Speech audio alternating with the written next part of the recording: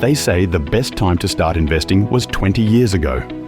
For a lot of people, that single sentence creates a lifetime of hesitation. Because if you're not already rich by 35, it can feel like you've missed the boat. But you should know you're not too late. In fact, you might be in a better position than you think. Let's break down how late starters are still quietly building wealth without taking huge risks or needing massive paychecks. Most people think wealth is a race. If you didn't start early, you're done. But that's wrong. It's not about when you start. It's about how long you stay in. If you're in your 30s, 40s, or even 50s, you actually have one big advantage younger investors don't. You've likely made your biggest financial mistakes already.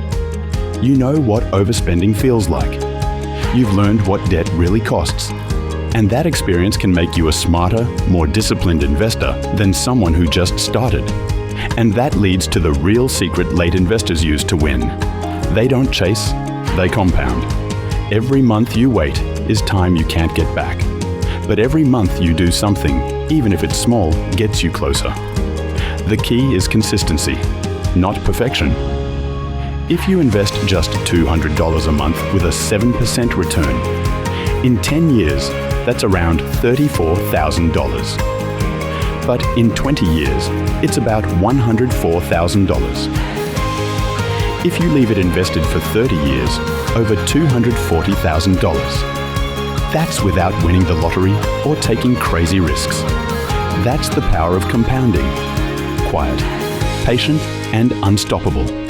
You can't control when you start, but you can control whether you start at all. The late starters who succeed focus on three things. First up, automation. They automate their savings and investments, so the habit builds itself. No emotion, no second guessing, just steady compounding. The second thing late starters focus on is time in the market. They don't try to time when to buy or sell. They pick reliable, long-term investments like index funds and stick with them. And the final thing is lifestyle margin. Instead of chasing the next big thing, they live slightly below their means, freeing up money to invest every single month. The point isn't how fast you can grow, it's how consistently you keep growing. But there's something even more powerful than your investment returns that makes all of this possible. Late starters don't think, I missed my chance. They think, I'm building from where I am. They stop comparing themselves to the 25-year-old investor online and focus on what's within their control, earning more, saving more, and staying in the market. Because the people who actually end up wealthy aren't the ones who started earliest.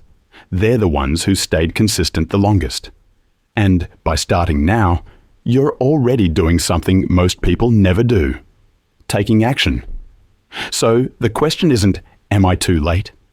The real question is, what can I do today that my future self will thank me for? If you've been waiting for the right moment to start investing, this is it. You don't need a perfect strategy. You just need to start. Because the second best time to invest is always today. Getting started today is only one of the financial lessons that all financial elite have had to learn throughout their journey. Check out this video next. It breaks down the financial habits that separate the wealthy from everyone else.